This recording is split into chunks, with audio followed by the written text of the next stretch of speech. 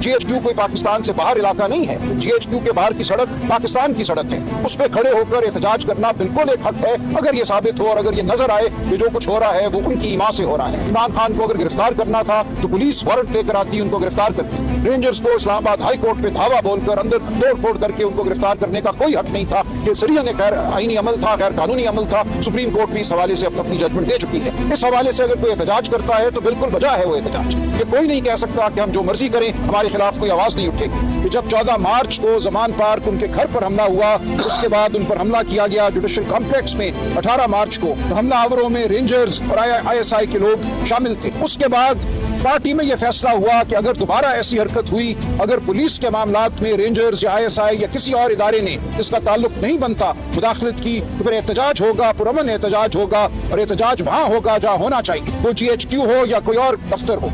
एहतजाज होगा लेकिन किसी गमले को